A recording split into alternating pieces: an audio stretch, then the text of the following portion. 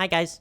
Today we're going to be doing some reminiscing, looking back a few years.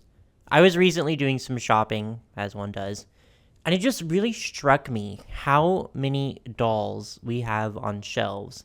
Like, I already know that in a few years we're going to be posting pictures of the toy section of all the Monster Highs and the Rainbow Highs and LOL OMGs, and just thinking, wow, I wish we could go back to that.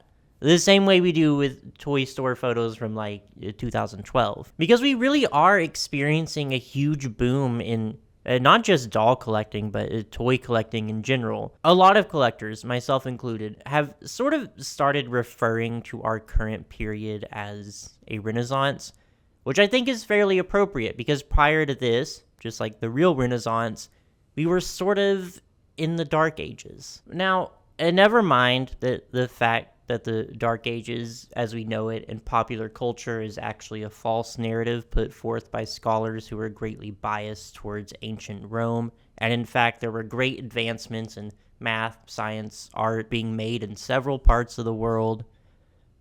We're just here to talk about dolls. The Dark Ages, as we know it in the doll world, generally refers to the period of time between 2016, starting with the Monster High Generation 2 reboot, to the first release of LOL OMG in 2019. So, around 3 years, maybe 4, and if you don't know, it's considered to be a really maligned period of doll collecting because there just weren't a lot of active brands. And the ones that were active were just pretty low quality or not very interesting, and the community as a whole was pretty fractured and inactive in a lot of places. Personally, I was in college for basically that entire period, so I was actually taking a little break from collecting. I still did my best to keep up with news and what was releasing and everything, but I just didn't really have the means to go out and hunt for dolls or buy a lot of stuff, which if that was happening currently, I honestly think I would be going a little crazy. But I just remember thinking it wasn't too difficult to just not buy anything in that period. And I just didn't really feel like I was missing out on too much. So I reached out to the good folks on Twitter, friends of the channel, so to say, to give their perspective, just to give you an idea of what it was like before I start talking more specifics. Brock K, thank you, by the way, and I'll also link everyone's Twitter down below, but to quote him, I was getting out of my doll collecting phase because I was older, but one of the things that stick out to me the most is the downfall of Mattel and just how crappy all of their releases were.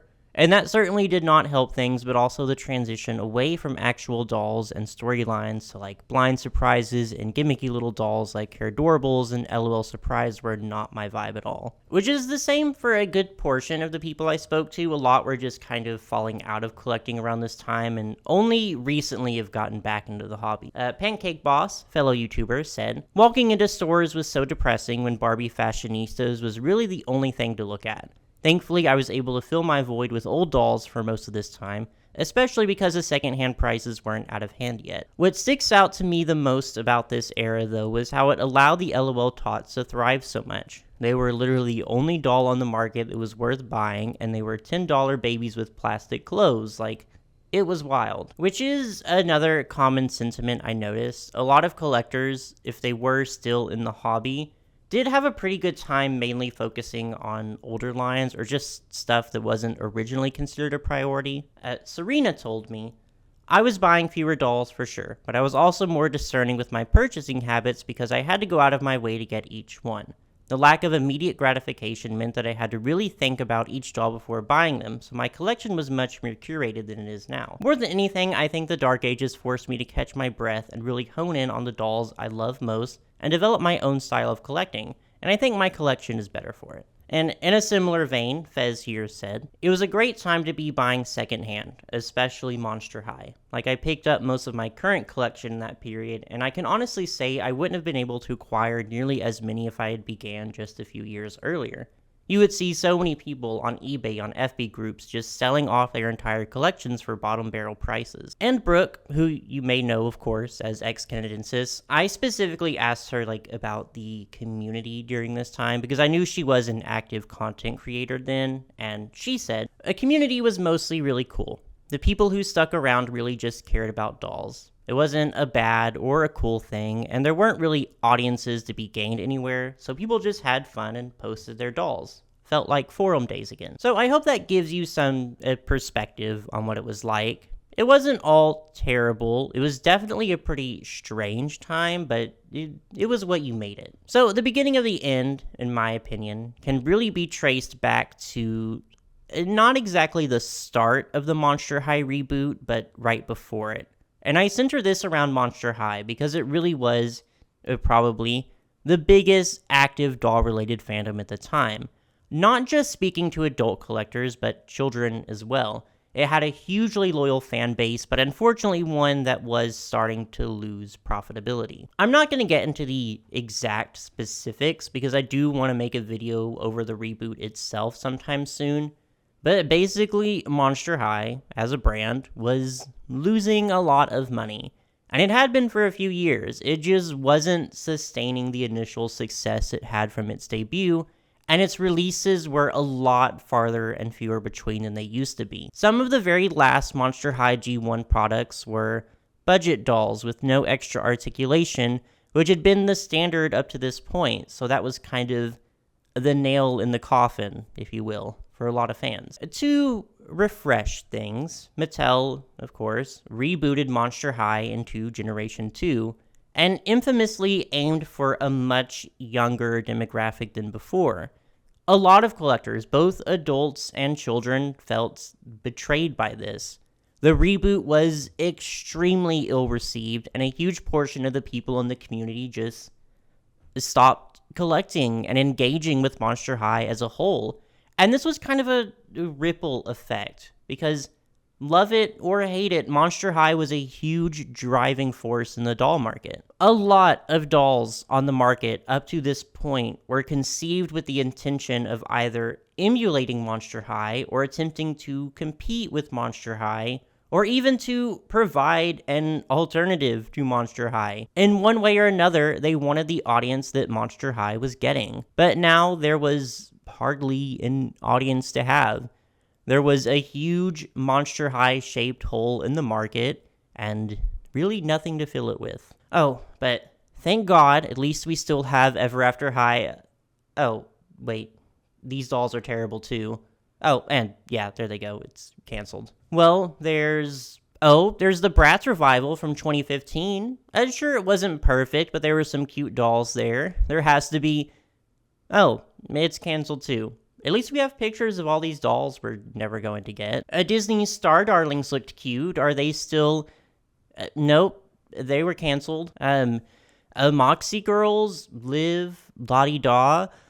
Oh, apparently they've all been discontinued for years now. So, what can I buy? Oh my god. So what was on shelves? Actually, more stuff than I remembered there being, which I guess makes sense. It wasn't so much that there just wasn't anything to buy, it was just that nothing stuck around for very long, and what did come out just didn't live up to the expectations set up by the last few years. I'm not going to give an entire overview of everything that was available in chronological order from that time, but I did think it would be fun to just go back and revisit some of these lines that came and went with no acknowledgement or impact whatsoever. First, I want to give a shout out to one I actually did like quite a lot, Project MC Squared, which was introduced 2015-ish. These were by MGA and revolved around what it referred to as STEAM, or Science, Tech, Engineering, Art, and Math. So, STEM, but with an A. So each doll came with a little experiment that you could do, and I do recall these varying pretty wildly in how effective they were, but the dolls themselves were really cute. The fashion is a bit dated, yeah, but that's something I tend to find pretty endearing. It also had a tie-in live-action series, with the dolls' likenesses actually being based pretty heavily on the actresses, which was pretty unusual for a doll line. I remember thinking it was really fun seeing how they recreated some of the outfits on the dolls for the show. And the overall message of the line was pretty cool too, encouraging young girls to pursue an interest in STEM. Which actually, that's pretty indicative of a larger trend that was happening with fashion dolls around this time. There was a lot of social pushback in this time against things like fashion dolls. They were being pretty heavily criticized for enforcing gender stereotypes, being too hyper feminine, that sort of thing. So you start to see a lot of doll lines that intentionally try to remove themselves from this in a few different ways. For example, we see Barbie's big rebrand around this time. She sheds this persona of being this hyper feminine, pink and glittery princess figure into a more average, sensibly dressed teenage girl. And there was overall a lot less branding for Barbie, the character, and more of a focus on making a wide variety of diverse dolls. Which, don't get me wrong, that's absolutely a good thing, but I do wish we could have had that same diversity with also the fun and the glamour of classic Barbie, you know? Because I do think this intentional distancing from things like glamour and fashion is why a lot of dolls struggled to find a proper audience. More examples of this, DC Superhero Girls, the first generation of it. These were released in 2016 and to a relatively positive reception, I guess. These were, of course, created as a way for DC Comics to target a young female audience, something that historically it has struggled to do. So the dolls were made to be a hybrid between a fashion doll and a sturdier, more posable action figure, which I do actually think they accomplished pretty well. I actually really like the bodies they engineered for the dolls. There were also more traditional action figures of the characters released too, and all in all, I do think this line had some pretty good potential, but after the first wave, the quality of the dolls just massively fell off, and we kind of lost the entire fashion doll appeal of them. The later dolls were just really not very well designed, not very appealing, and I think overall just kind of misunderstood the assignment. So likewise, they didn't last very long either. And right after DC Superhero Girls ended, a doll line from Marvel came out in 2018, which followed a similar concept, Marvel Rising. These were produced by Hasbro and lasted an even shorter time than DC Superhero Girls did. I think there were really just a handful of dolls released, which again, was a pretty common theme in this time period. Even if you liked a line and wanted to support it, chances are it was only going to be around for 1 or 2 releases. And some more from this trend of fashion doll action figures, WWE Superstars, also from Mattel. These were of course based on female wrestlers in the WWE. Also from Hasbro, Star Wars Forces of Destiny, which were Star Wars fashion dolls. And I'm not a big fan of either wrestling or Star Wars, so I can't really comment too heavily on these, but I don't recall either being incredibly well received. And again, they both just kind of came and went very quickly. Also a trend for this period, unsuccessful reboots. Equestria Girls had its reboot in 2017, which was really just a reboot for the dolls and the branding, as the animated specials still followed the same continuity. And these new dolls were kind of a step up in quality, ever so slightly from the previous dolls, but they were massively unpopular and canceled very shortly after debuting. Also, the Betty Spaghetti reboot from 2016 by Moose Toys, which made absolutely zero noise. I'm talking absolute radio silence from Miss Spaghetti. Like, even when I see people today talking about Betty Spaghetti, they never mention the 2016 reboot. She didn't survive long after the initial launch either, and I can see why. I understand wanting to update a line for a new generation, but this reboot just really lacks all the qualities I think that made Betty Spaghetti such a enduringly nostalgic brand. There fine, but that's not my Betty Spaghetti. She's more a Betty Fettuccine. I don't know. There were some original concepts around this time too. MGA had V and Va released in 2015, which was a line centered around Latina culture and family, with the characters all being related in some way. And again, like, I never see people talking about these, and they are actually pretty cute, all things considered. But I guess I can see why they didn't amass a huge fan base. I think everyone was just accustomed at this point to a much higher standard of quality. A Wild Hearts crew from Mattel came out on the later end of this period, around 2019, and were a pretty big surprise. They just kind of came out of nowhere. I don't think people were expecting Mattel to just conceptualize a brand new doll line right after the Monster High reboot had been discontinued. I'm not really certain what, like, the central concept for these were. I guess just cool girls being cool, which is perfectly fine. I definitely think these had potential. The dolls themselves are pretty cute, and although they definitely look pretty cheap compared to what's on shelves now, for the time, it was pretty standard, really. Mattel made the weird decision of making the entire line exclusive to Walmart, so unfortunately, they didn't perform very well. We really only got this first wave of dolls and some fashion packs, and then Wild Hearts crew just vanished, never to be seen again. Another interesting little blip in doll history. Oh, here's a fun one. Madame Alexander's Space Pop from 2017. Well, technically it's from Genius Brands, but Madame Alexander was licensed to produce dolls for it. Madame Alexander is mainly known for the more classic, childlike doll aesthetic, but this wasn't really their first foray into the more traditional fashion doll. I think it might have been their first to follow Monster High's model of being a multimedia franchise, though. This line as a whole is pretty derivative of Monster High, but rather than monsters, the characters are alien princesses, who are also in a band.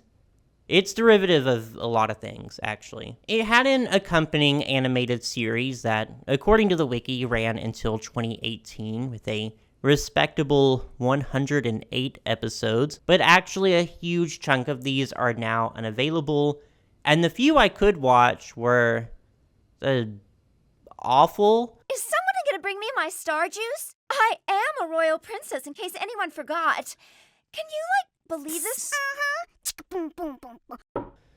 So it's no surprise that this one didn't really pan out the way they were expecting. But overwhelmingly, I think the biggest trend in the toy market was blind boxes.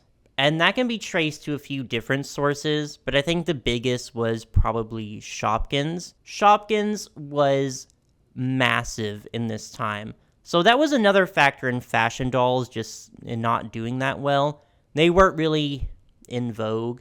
Kids didn't want to brush hair or build cute outfits. Kids wanted to develop intense gambling addictions. But on that note, we started to see a lot of dolls develop from this blind box trend. Shopkins themselves debuted their own fashion doll spin-off, Shopkins Shoppies, in 2015. These were one of the more successful lines, running until 2019. And although I don't see a lot of discussion about them, retroactively speaking, they're a little bit cute. I think you can only get so much mileage out of them if you're not very interested in Shopkins, which I'm not. But there were some pretty cool designs here and there. Probably the most notable blind box doll, however, of course, LOL Surprise, introduced in 2016. These were a massive success, even more so than Shopkins, and they completely took over the market. I don't really count these as fashion dolls, they're really just collectible figures, but they're important to mention because even though they weren't technically fashion dolls, they completely drove the toy market the same way Monster High did in the early 2010s. If you weren't trying to be LOL Surprise, you were trying to compete with LOL Surprise, but there really was no avoiding them. Another blind box doll was Hairadorables, which, as you can probably guess, had a big focus on hair play. And I did actually like these. I did buy a lot of Hairadorables in their later years. I think they're genuinely pretty cute and were a pretty good price, but looking back on it, the blind box trend was just stupid. Why did anyone put up with that? Like, not knowing what you're paying for, trying to hunt down specific dolls was such a pain that, as much as I do like Hair Adorables and I remember them very fondly, I would not go back to that. Absolutely not. Which, I guess I also have to briefly mention MGA's large catalog of weird, bizarre, freaky, poop-themed blind box toys. Thankfully, not many of them were actually fashion dolls, so we can go back to blissfully ignoring 90% of whatever the hell was going on. But there were the Poopsie Slime Surprise Unicorn dolls and the Rainbow Surprise dolls. This era would actually pretty quickly evolve into the Rainbow High line we have now, which, thank God, not a blind box doll, but another I should definitely mention before closing out. Enchantimals from Mattel in 2016. And I remember everyone being pretty mad at these when they first dropped, because they were very similar in appearance and concept to the Pixies from Ever After High. So some people just kind of assumed that these would maybe be like a spin-off or a spiritual successor to Ever After High. It was very much not that. And although I literally never see these in stores, they seem to be doing pretty well. They're still ongoing. There's dolls slated to be released this year in 2023, it seems.